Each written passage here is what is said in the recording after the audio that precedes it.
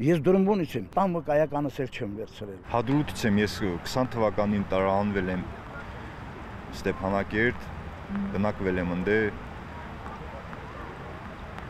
եղավ այն ինչ եղավ, հիմա հասել ենք ստեղ։ Մարտի 29-ի հանրահավաքից հետո էլ ամեն օր թե Սուրեն Շաբոյանը, թե Անդրանիկ Սաֆարյանը գալիս են Ազատության հրապարակ, որտեղ մի խումբ արցախցիներ նստածույց են անում, պահանջելով Հայաստանի իշխանություններից պատասխանել իրենց 12 կետանոց պահանջագրին։ Վրանից դուրս կանգնած արցախցիները պատմեցին, ներսում արցախցիների իրավունքների պաշտպանության խորհրդի անդամները խորհրդակցություն են անցկացնում։ Ներս մտնել, խանգարել չեն կարող, բայց վրանից դուրս չնայած անձրև էր, մեզ պատմեցին, թե ինչն է ամեն օր իրենց Ազատության հրապարակ բերում։ Մենք ինչ ենք ուզում, մենք մեր իրավունքներն ենք ուզում, չենք ուզում մեր իրավունքները ոտնահարվեն։ Իմ իրավունքները, որ զրկված եմ իրավունքից, թե Արցախում եւ թե ստեղ։ 12 կետանոց պահանջագրի կետերից է պատմում Սուրեն Շաբոյանը, որտեղ ոչ միայն սոցիալական հարցեր են։ Առաջին կետը վերադարձի իրավունքի մասին է։ Հայաստանի իշխանության ներկայացուցիչները երբևէ չեն խոսում այն մասին, որ արցախցիները իրավունք չունեն վերադառնալ կամ վերադարձի հարցը փակված է։ Իշխանությունները մշտապես խոսում են այն մասին, որ այս պահին, այս պայմաններում վերադարձը իրատեսական չէ։ Այն, որ արցախցիները բռնի տեղահանվել են եւ իրենց տուն վերադառնալու իրավունք ունեն, նաեւ հրապարակային հարթակներում ու ամբիոններում են շեշտում Հայաստանի իշխանության տարբեր ներկայացուցիչներ։ Ռոբերտ Ղևոնդյանի ընդգծումն է, նույնը գերիների վերադարձի պահանջին է վերաբերում։ Փաստացի նրանք պահանջում են մի բան, որը արվում է։ Հայաստանի իշխանությունը ինչքան կարողանում է, որտեղ կարողանում է գերիների հարցը բարձրաձայնում։ Բայց նաեւ պաշտոնական Երևանի հետևողական աշխատանքի արդյունքն է, որ ընդհանրապես օրեր առաջ Եվրախորհրդարանը բանաձև ընդունեց Բաքվից պահանջելով անհապաղ ազատ արձակել հայ գերիներին։ Ռոբերտ Ղևոնդյանն է հիշեցնում. շարունակում, այլապես Եվրախորհրդարանում Հայաստանի քաղաքացիական պայմանագիր կուսակցության ներկայացուցիչը նման ելույթ չեր ունեն։ Խոսքը ապրիլի 7-ին ԵԽԽՎ-ում հայկական պատվիրակության անդամ Արուսյակ Ջուլհակյանի հայտարարության մասին է։ Մարդու իրավունքների տեսանկյունից ուզում եմ հղում կատարել էթնիկ հայերի նկատմամբ Բաքվում ընթացող հայտարարակ դատավարություններին։ Կարևոր է Ադրբեջանում կալանքի տակ գտնվող հայերի հրատապ ազատ արձակումը։ Մարդու իրավունքների պաշտպանությամբ զբաղվող տարբեր հեղինակավոր կազմակերպություններ մշտապես մտահոգություններ են հայտնում Բաքվում պահվող էթնիկ հայերի նկատմամբ խոշտանգումների եւ վատ վերաբերմունքի մասին։ Ավելին, Ադրբեջանը հայտարարում է Ադրբեջանում Կարմիր խաչի միջազգային կոմիտեի գրասենյակը փակելու մտադրության մասին։ Բոլոր հայերի համար ցավոտ պահանջագրում տեղ գտած կետերից մեկն էլ մշակութային ժառանգության ոչնչացման մասին է։ Նորից մի հարց, որը Հայաստանի իշխանությունները կարող են միայն միջնորդավորված իրականացնել, Հայաստանի իշխանությունները դա անում են, դիմել ՄԱԿ-ին, դիմել ՅՈՒՆԵՍԿՕ-ին, դիմել տարբեր կառույցների, որոնք մշակութային ժառանգության պաշտպանող են զբաղվում, դա տեղի է ունենում անդադար ռեժիմով, այլ հարց է, որ արդյունավետությունը ցածր է, որովհետև մենք գիտենք, որ Ադրբեջանը շատ դեպքերում ուղղակի անտեսում է միջազգային արձագանք։ Դեռ 2022 թվականի մարտի 10-ին Եվրոպական միության խորհրդարանը ձայների 635 կողմ 2 դեմ եւ 42 ձեռն պահարաբերակցությամբ ընդունեց Լեռնային Ղարաբաղում մշակութային ժառանգության ոչնչացման մասին բանաձևը, որը դատապարտում է Ադրբեջանի շարունակական քաղաքականությունը ջնջելու եւ ժխտելու հայկական մշակութային ժառանգությունը Լեռնային Ղարաբաղում։ Ու չնայած հայկական կողմը տարբեր հարթակներում դատապարտող հայտարարություններ է հնչեցնում, բայց մինչեւ օրս ՅՈՒՆԵՍԿՕ-ին չի հաջողվում լինել Լեռնային Ղարաբաղում գույքագրել գոնե այն, ինչ դեռ մնացել է։ Զերծ մնալ միջազգային դատարաններում Ադրբեջանի դեմ ներկայացված գանգատներից հրաժարվելու խիստ վտանգավոր մոտեցումից, խուսափել Մինսկի խմբի լուծարումից, արցախցիներին զերծ պահել ատելության քարոզից, պահանջագրի մյուս պահանջներից են։ Գլոբալ առումով այս պահանջագիրը ունի երկու թիրախ։ Առաջին թիրախը դա սոցիալական խնդիրներն են, որի շուրջ փորձ է կատարվում համախմբել որոշակի հասարակական կարծիք, երկրորդ թիրախը իշխանություններն են, Հայաստանի իշխանություններն են, եւ հենց սա է բացահայտում այն թաքնված ենթատեքստը, որը կա եւ թաքնված ենթատեքստի հեղինակներին։ Չնայած պահանջագրի տարբեր հարցերի վերաբերող 12 կետ ունենալուն, առաջին հանրահավաքը անցկացվեց մարտի 29-ին, քանի որ ապրիլի 1-ից արցախցիներին տրվող 40+10 հազարական դրամի աջակցության ծրագիրը արդեն սահմանափակումներով էր տրվելու։ Հենց այս կետի հետ կապված այս օրերին արցախցիների իրավունքների պաշտպանության խորհրդի անդամները փոխվարչապետ Տիգրան Խաչատրյանի հետ հանդիպումներ ունեցան։ Ես ինձ ունեմ երեխա, որ նա չի օգտվելու այդ 40,000-ներից։ Սես բան չի լինի։ Մի անգամից չոր կանգնել, ասել Զրկում եք։ Ոչ թե զրկում, այլ սահմանափակում ու թիրախային է դառնում աջակցությունը։ Կառավարության արձագանքն է։ 24 թվականի վերջին նոյեմբերին ներկայացրեցինք արդեն 25 թվականի համար մեր դրամական աջակցությունների նոր ձևաչափը, ապրիլ ամսվա ուրեմն այդ աջակցությունների շահառուները արդեն կդառնան հստակ սոցիալական խմբեր, որոնք են 63 եւ ավելի տարեկանները,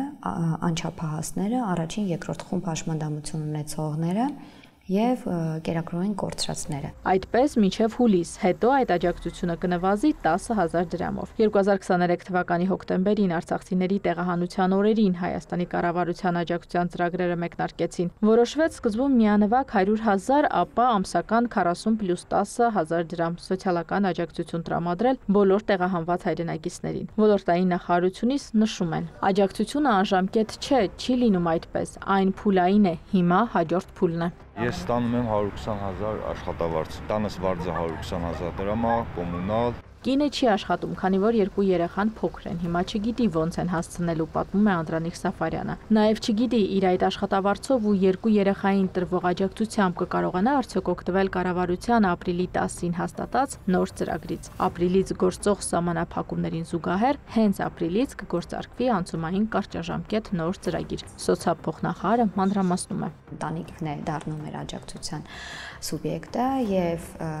կդիտարկենք ընտանիքի բոլոր անդամների կողմից ստացվող սոցիալական տրանսֆերտները, այսինքն աջակցություններ, կենսաթոշակներ, նպաստներ, կտեսնենք աշխատավարձեր եւ եթե կտեսնենք, որ ընտանիքի եկամուտները մեկ անձի հաշվով նվազեն 55,000 դրամից եւ եթե օրինակ ընտանիքը չունի 2017 թվականից ավելի թարմ մեքենա, եթե ընտանիքը չունի բնակարան կամ բնակարանի կեսը 50%-ի սեփականություն չունեն ընտանիքի անդամները։ Իսկ թե ինչքան կլինի տրամադրվող գումարը կախված է ընտանիքի անդամների թվից։ Ընտանիքին ընդհանուր հաշվով 40,000 դրամ գումարած երկրորդ անդամից կսած 10,000 դրամ, սա նշանակում է, որ օրինակ երկու հոգանոց ընտանիքը կստանա 50,000, երեք հոգանոցը 60,000։ Խնդիրների, որոնց բախվում են արցախցիներն այսօր, բոլոր հայերն են ունենում, տեսնում են, հասկանում են, Անդրանիկ Սաֆարյանն է պատմում։ Ես տարբեր տեղերի ընկերներ ծանոթներ ունեմ, արտաշատցին չի կարող ապրի։ Տուն ունի, բայց էլի չի կարող ապրի, որտեղ գործ չկա։ Կամ Գորիսում, կամ մյուս տեղերը։ Աշխատատեղերը բացվի, աշխատենք, ապրենք։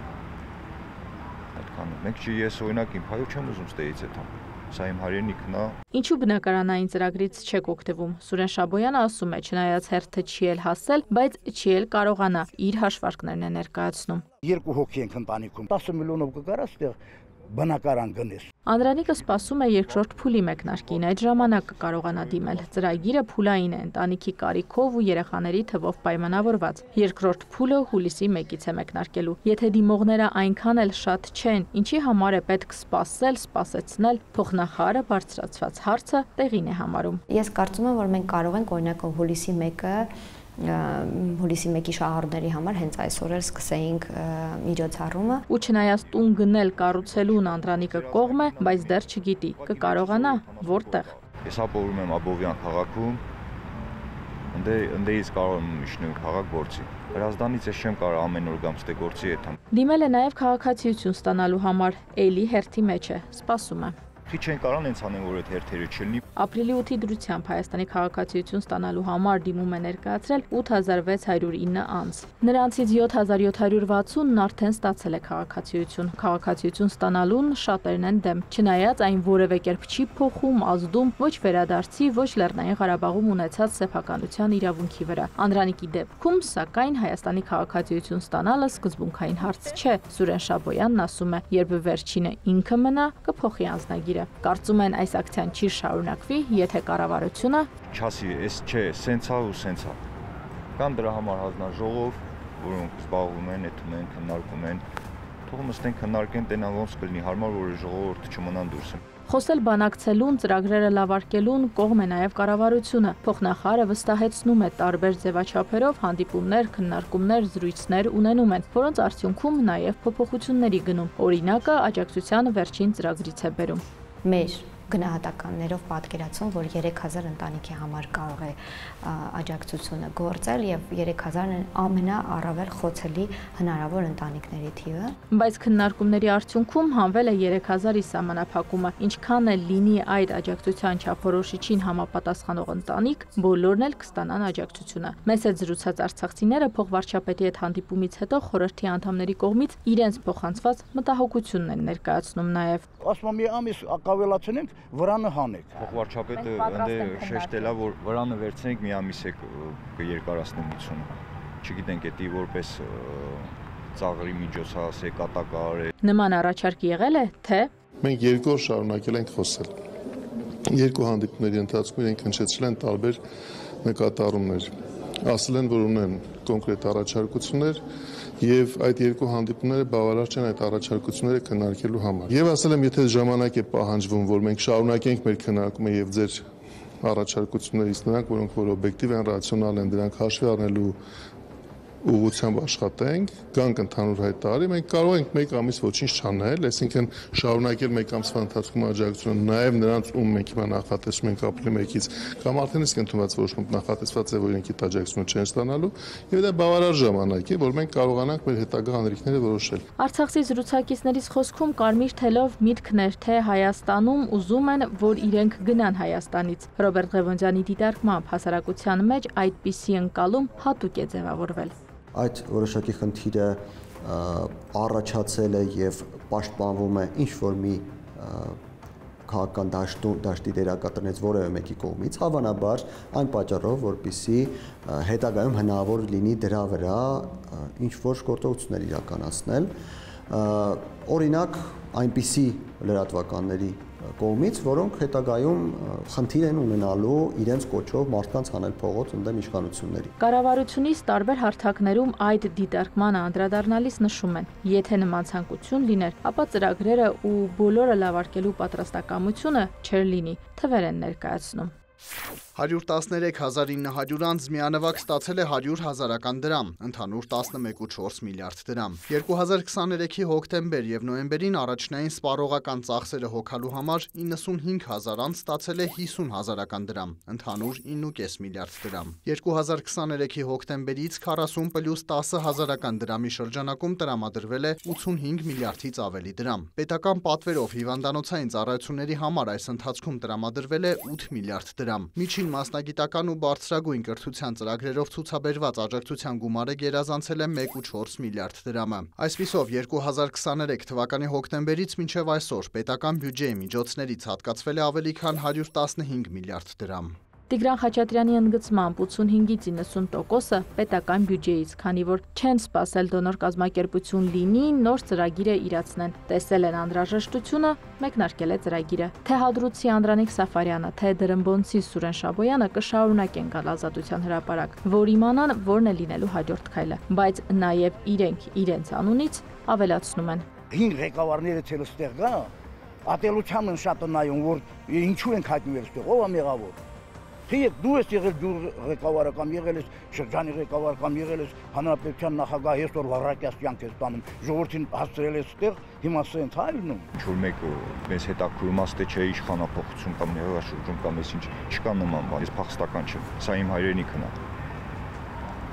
Աստված հեռու տարած վաղը մյուս օր որ սահմանում մի բան լինի, մենք պատրաստ ենք մեկնել։ Իրինամ Կրշյան, Հովհաննես Քյոսեյան, Ռուբեն Մնացականյան եւ Գևորգ Նահապետյան, Կիրակնորյալ ուրիշ։